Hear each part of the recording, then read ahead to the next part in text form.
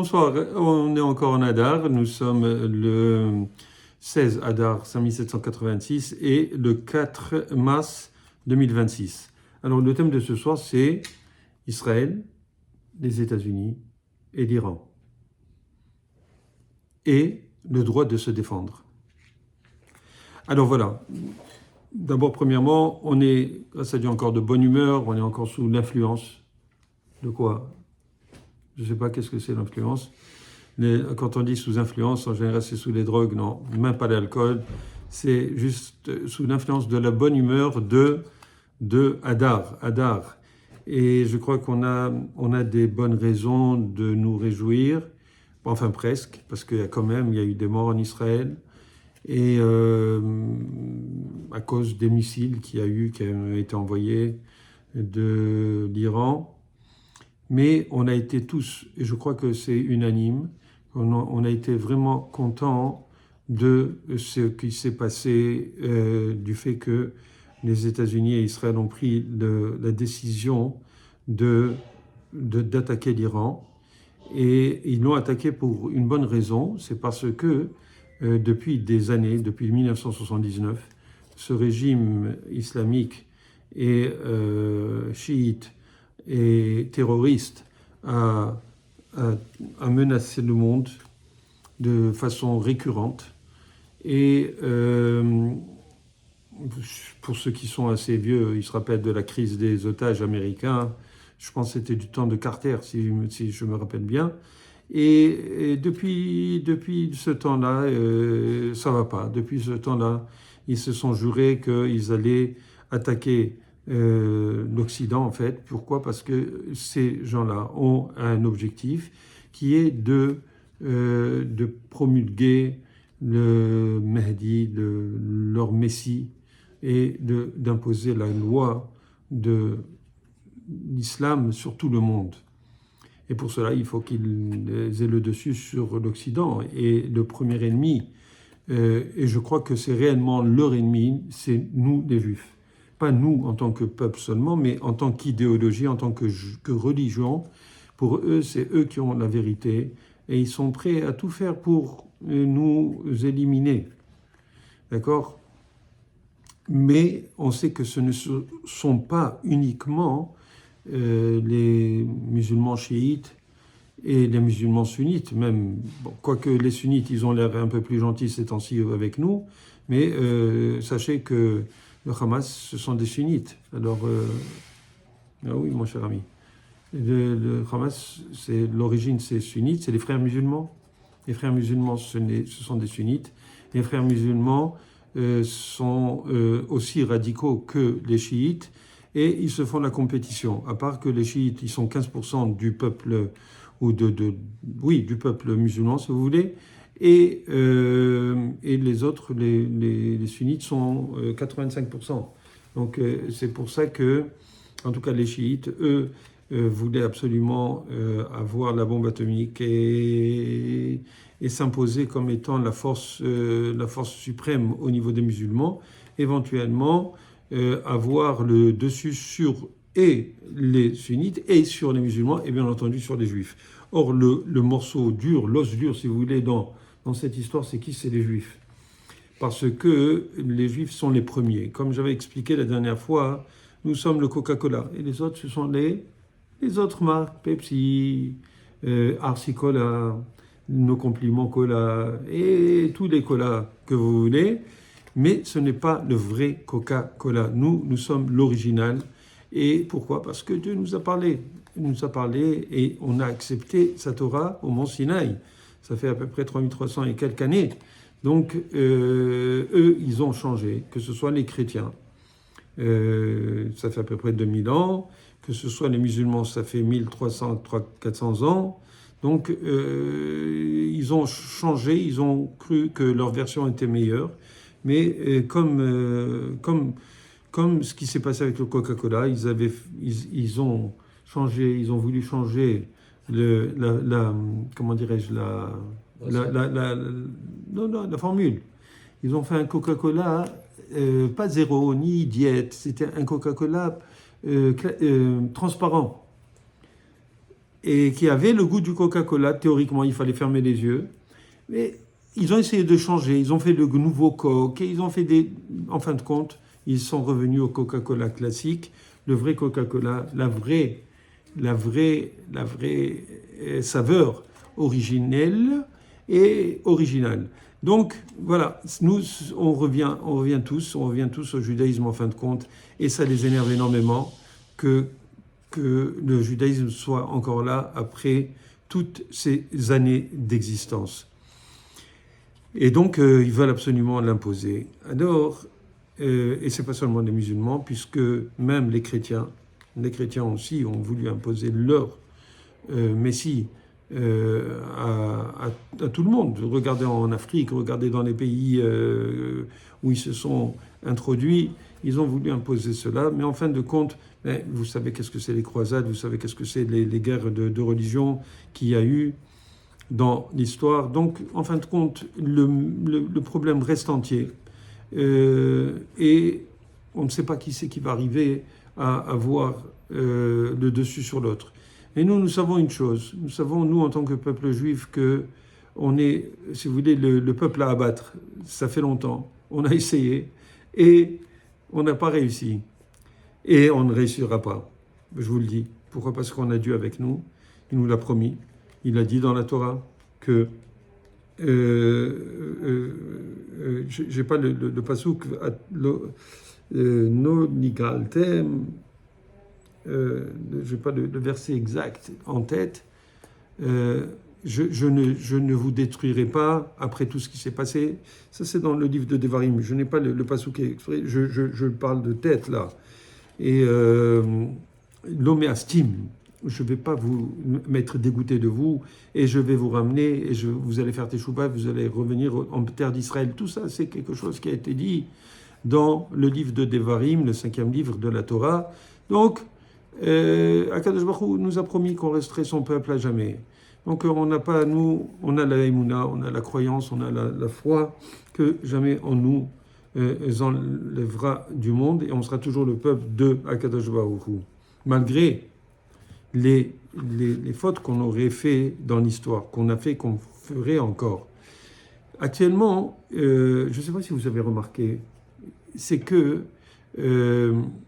quand on écoute les médias, on écoute les nations qui disent que le peuple juif a le droit de se défendre. Qu'est-ce que c'est que cette histoire? Alors que ça veut dire que, alors qu'on a souffert et on continue à souffrir, et qu'on a souffert le 7 octobre, et là, les nations ou certaines nations disent qu'on a le droit de nous défendre. Excusez-moi, mais je n'ai pas compris. S'il y a des bandits qui viennent, qui vous enlèvent, qui vous enlèvent votre argent, qui violent votre femme devant vous, qui brûlent votre bébé dans un four, vous n'avez pas le droit de vous défendre. Ou plutôt, vous avez le droit de vous défendre. C'est pas un petit peu anormal comme revendication, comme autorisation des nations que nous avons le droit de nous défendre? Ça veut dire que le peuple juif est voué à souffrir et que, selon le bon vouloir des nations, alors on pourrait avoir le droit de nous défendre. C'est quoi cette bêtise? C'est complètement fou. Ça veut dire qu'on est en train, il y a des brigands qui viennent et qui veulent vous faire du mal, vous avez quand même le droit de vous défendre. Mais c'est l'hystérie, simplement c'est l'hystérie. La haine du juif est tellement forte qu'elle devient hystérique. Et pour vous le prouver, quand est-ce que, actuellement c'est vrai, avant les Iraniens actuels qui voulaient avoir la bombe atomique, ils avaient de quoi faire une douzaine de bombes atomiques. 450 kilos d'uranium enrichi pour faire 11 à 12 bombes atomiques. Selon Grossi, l'envoyé de l'AIEA, c'est de quoi faire sauter tout Israël et toute la région. Et il le disait. C'est pas que peut-être Il disait qu'il voulait enlever, éradiquer le peuple juif. Mais il disait non, on n'a pas la bombe atomique. Mais en fin de compte, ils l'ont dit. C'est pour cela que les États-Unis ont décidé de rentrer en guerre et avec Israël. Parce que lors des négociations qu'il y a eu, ils ont commencé à monter le ton et Witkoff, il leur a dit, OK, celui qui décidait, qui discute avec les Iraniens, il a dit, OK, si vous voulez, je pars, il n'y a pas de problème. En fin de compte, ils sont arrivés à un dead end, à une impasse. Et ils ont compris, en fin de compte, les Américains, qu'il n'y avait rien à faire avec les Iraniens. C'est vrai que Donald Trump ne voulait pas aller en guerre, il ne voulait pas... Mais, je ne sais pas si c'est un fait exprès, mais aujourd'hui, nous avons appris qu'Israël a éliminé le responsable de l'organisation de l'attentat qui a été fait contre Trump avant les élections. Celui qui, quand ils ont trouvé l'oreille. Ils l'ont tué aujourd'hui, oui, les Israéliens.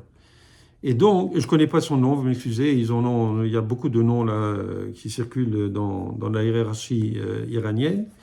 Et donc, c'est clair que probablement que une des raisons, et ce que j'ai dit depuis le début, je savais que Trump allait rentrer en guerre parce que, en fin de compte, on n'oublie pas, quand on a reçu dans sa chair d'abord, on a vécu un miracle, il est encore vivant.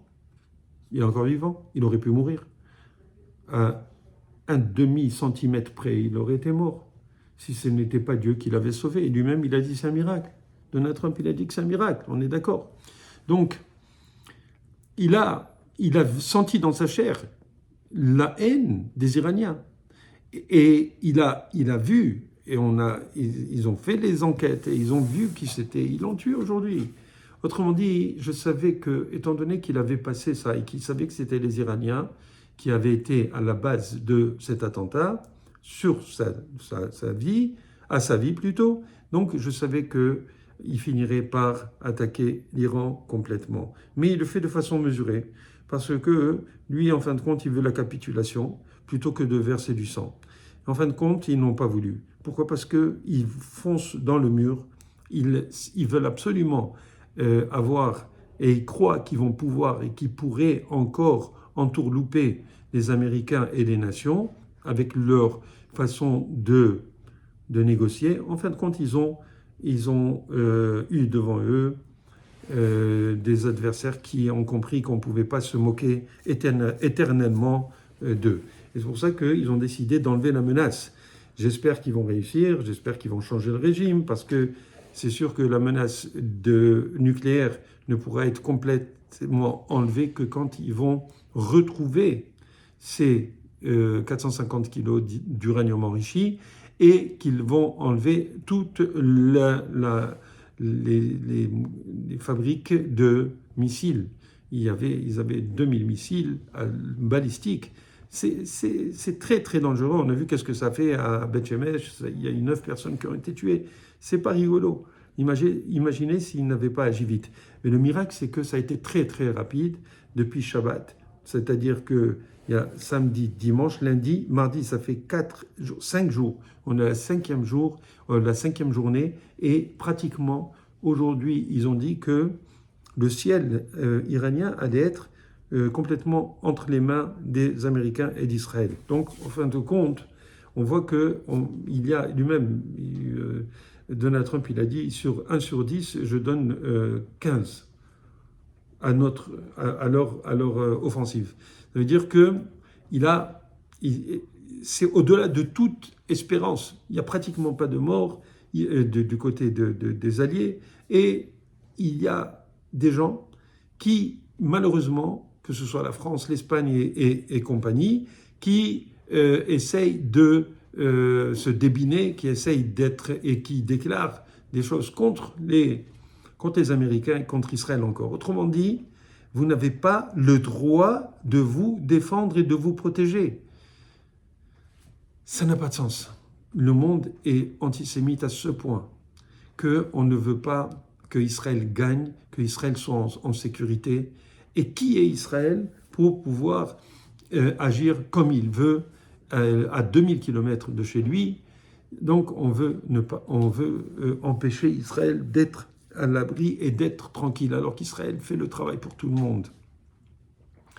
Les Européens ne sont pas très loin d'Israël. D'ailleurs, ils ont été touchés. Chypre a été touché par un missile balistique. Et Chypre, ça fait partie de l'Europe. Donc, autrement dit, ils sont complètement... ils ont des intérêts petits, vous comprenez?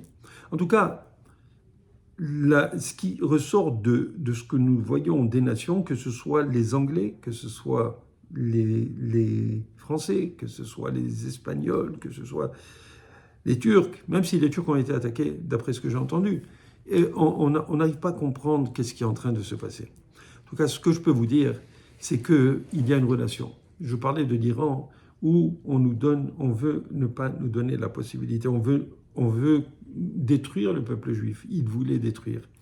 Et quand est-ce que la première fois on a vu que on voulait détruire le peuple juif de façon radicale en une seule journée? C'était à Purim ou en Iran, la Perse.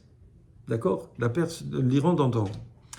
Et très intéressant, dans la Megillah d'Esther, quand le projet de Haman a été mis à l'eau, est tombé à l'eau grâce à Esther, puisque Esther a plaidé chez Achashverosh, son mari, elle lui a dit, si on avait été, moi et mon peuple, mis en esclavage, je me serais tué. Mais là, on veut nous détruire tout le peuple en une journée. Et il lui a dit, qui c'est? Il lui dit, c'est Haman. Et ce rachat. En fin de compte, Mina Shamayim, on voit que Haman a été pendu. D'accord? Tout à l'heure, je suis passé en revenant d'Atfila, et j'ai vu une grue, crane, pour les gens qui ne comprennent pas ce que c'est une grue en français. Une grue qui s'élevait peut-être à 25 mètres. Je dirais peut-être moins. Je dirais moins, peut-être 15 mètres, parce que c'était aussi haut que, je pense, 3 ou 4 étages. Mais en Iran, ils utilisent des grues pour pendre les gens. Je me posais la question, je dis, ok, très bien, mais comment ils font? Est-ce qu'ils les pendent en bas et après ils tirent? Ou est-ce que le bourreau, il monte jusqu'en haut, il met la tête du gars dans la corde? Je ne sais pas comment ils font pour... En tout cas, quand ils ont pendu Haman, ils l'ont pendu sur la potence qui était réservée à Mordechai, et qui avait 50 coudées, autrement dit 25 mètres. Alors je me suis pas empêché de penser justement à la pendaison de Haman. En tout cas, c'était pour la petite histoire de ce matin, mais en fin de compte, ce qui s'est passé, c'est que Achashverosh a pendu Haman. Et après, il fallait sauver le peuple juif, puisqu'il y avait un décret royal signé avec la bague, avec le sceau du roi Achashverosh, pour tuer tout le peuple juif. Alors, qu'est-ce qui s'est passé? Esther a pleuré, elle a supplié, elle a dit, écoute, je ne peux pas enlever ce décret, mais je donne ma bague à Mordechai, et que lui, comment dirais-je, il y a un mot, en français élégant, je l'ai oublié, c'est pas grave. Il va émettre un décret, si vous voulez, un nouveau décret qui va donner la possibilité au peuple juif de se défendre. Et voilà, j'ai trouvé la source de ce droit à nous défendre. Ce droit à nous défendre, c'était Achashverosh qui avait donné la possibilité à Mordechai d'écrire un autre décret pour nous donner le droit de nous défendre. Autrement dit, qu'est-ce qui s'est passé? Dans l'histoire de Purim, le peuple juif avait fauté. Et Akadosh Baruch Hu nous a mis un roi, un chef, un ministre comme Haman qui nous détestait, qui voulait nous tuer. D'accord? Qui voulait nous tuer en un seul jour, comme si c'était une bombe atomique. Une bombe atomique, Chas v'Shalom, ça peut tuer tout d'un coup. Et donc, il avait fait toute cette manigance pour pouvoir se débarrasser de tout le peuple juif en un jour. d'accord? Imaginez tout le monde qui vient sur le peuple juif partout où il était, dans toutes les nations, dans tous les pays, qui étaient un empire. L'empire perse, c'était l'empire perse, d'accord? Et en fin de compte, Akadosh Baruch Hu a utilisé cette pression pour que le peuple juif fasse teshuva. Et c'est écrit que quoi? Que quand le peuple juif va étudier la Torah, quand le peuple juif va se comporter fidèlement à Akadosh Baruch Hu, alors Akadosh Baruch Hu va nous protéger. Et c'est exactement ce qui s'est passé. Akadosh Baruch Hu nous a protégés quand on a fait teshuva. On avait jeûné pendant 3 jours et 3 nuits. C'est Esther qui avait demandé. Et puisqu'on avait fait teshuva, on s'était ralliés, on s'était mis ensemble, on s'était réunis en tant que peuple, alors Akadosh Baruch Hu a enlevé, comment? En nous donnant le droit de nous défendre. Autrement dit, on a beau être fort, on a beau être Sahel, on a beau être le Mossad, on a beau être ce que vous voulez. Si Akadosh Baruch Hu ne nous donne pas le droit à travers les nations, je dis bien à travers les nations, bien que ça démontre leur antisémitisme, d'accord? Ils sont là. C'est à Kol Kol Yaakov et Yadaim et Esav. Quand on étudie la Torah, on fait la Torah. Alors Esav n'a plus les mains, n'a plus le pouvoir de nous faire du mal. D'accord? Vous comprenez ça? Et donc, maintenant que on a fait Teshuvah, alors les peuples ne peuvent pas nous faire de mal. Et on nous donne la possibilité de nous défendre, parce que si tous les peuples se mettaient contre nous, est-ce qu'on aurait une petite chance? Non, sommes des êtres humains, nous aussi. Quand Paro a voulu détruire le peuple juif, il aurait pu détruire s'il avait tué et les garçons et les filles. Il avait jeté les garçons dans le Nil, parce qu'il croyait que c'était les garçons les plus importants, parce qu'il y avait un libérateur qui allait venir de parmi les garçons. Mais s'il savait que les filles aussi c'est important, il l'aurait fait. Il avait le pouvoir de le faire, il avait le pouvoir de tuer tout le monde. Vous comprenez? C'est Akadosh Baruch Hu qui donne, oui ou non, la possibilité de nous défendre, de rester en vie. C'est lui qui nous donne cela. C'est vrai, ça passe à travers Tzahal, ça passe à travers les avions, les F-35, ça passe à travers le Iron Dome et Laser Dome, etc. Regardez ce génie. Avec $3, ça coûte, $3 américains, ça coûte d'arrêter un missile, alors que avec le Iron Dome, ça coûte $50,000 pour chaque missile. Regardez comment Akadosh Baruch Hu, il donne l'intelligence à tous ceux qui ont découvert ça en Israël, qui ont travaillé pour nous défendre, pour nous donner la possibilité de nous défendre de façon pratiquement infinie contre les roquettes. Bien sûr, ce n'est pas tous les niveaux de missiles, mais certaines roquettes qui sont atteignables avant, qui étaient arrêtées à travers le Iron Dome. Et c'est sûr qu'il y a plusieurs couches de défense. En tout cas, pour vous dire simplement, c'est que Donald Trump, en venant avec comment il a fait à Akadosh Baruch Hu, comment il a fait pour que Donald Trump soit avec nous à ce point-là.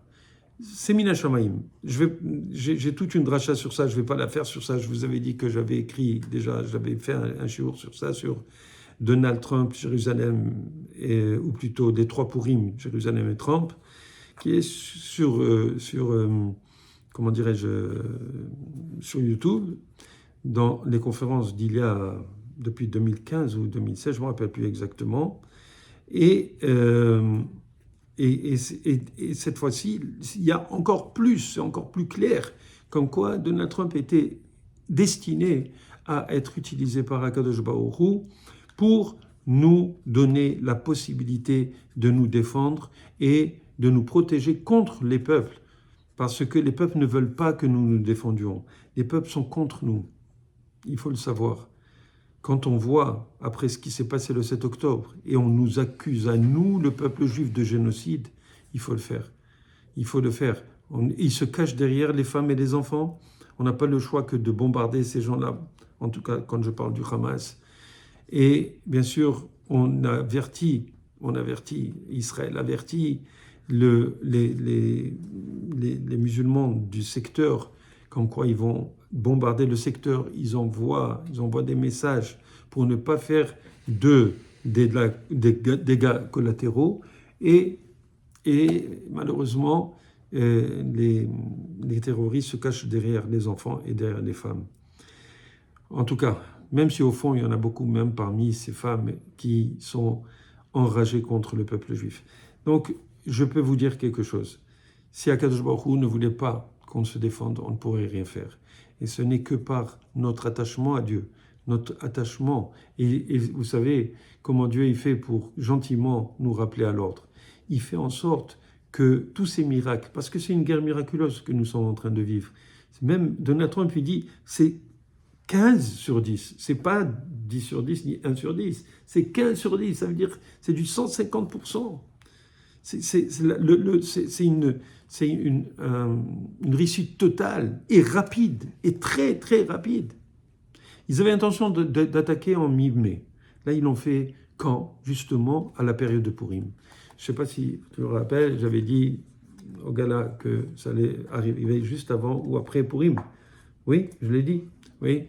Donc c'est arrivé juste avant, et pour qu'on ait encore plus de joie, pour qu'on passe un Purim avec beaucoup de joie. C'est vrai qu'il y avait des bombes pendant Purim, mais néanmoins, même dans les abris, ils étaient joyeux, parce qu'on voyait la main de Dieu et l'intention de Akadosh Baruch Hu de montrer que de la même manière qu'on s'est défendu contre les ennemis du temps de Achashverosh et du temps de Haman, puisqu'on avait le droit, grâce au décret qu'avait émis Mordechai, de nous défendre, et bien cette fois-ci encore, nous nous sommes défendus avec la légitimité américaine, puisque c'est les Américains qui combattent et qui disent c'est nous qui avons décidé et Israël nous a suivis. Je ne sais pas, ils essayent de se faire la politesse.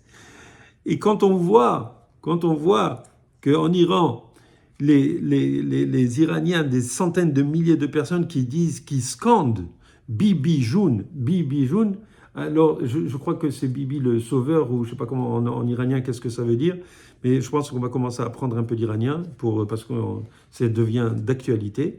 En tout cas, et quand on voit des choses comme ça, c'est vraiment un retournement de situation. Un retournement de situation. D'autant plus que Binyamin, Bibi Netanyahou, son nom c'est Binyamin. Or, Mordechai, il venait de quelle tribu? De Binyamin. Il y a tellement de coïncidences. Et bien sûr, il y a beaucoup de choses cachées dans la Megillah de Esther, puisque Esther, ça veut dire que c'est caché. Voilà. Alors voilà, c'est un petit, pour vous donner un petit goût de ce qui se passe, et un petit... il y a beaucoup de choses encore à dire. Je ne parlerai pas sur le futur, parce que je ne veux pas vendre la peau de l'ours. Mais il y a des choses qui sont cachées encore, que je pourrais dire, mais ce n'est pas le moment. Une autre fois, si Dieu veut, Bli Neder, je le dirai. Voilà. Alors, bien sûr, nous espérons que la guerre se fera sans trop d'effusion de sang, et que, ce régime-là va donner place va partir et va donner place à un régime qui est plus balancé, plus démocratique, plus respectueux des droits de la personne, etc., etc. Alors voilà, à la prochaine. Partagez, likez, et puis on se retrouve, si Dieu veut, la semaine prochaine. Beli Neder, Be'ezrat Hashem.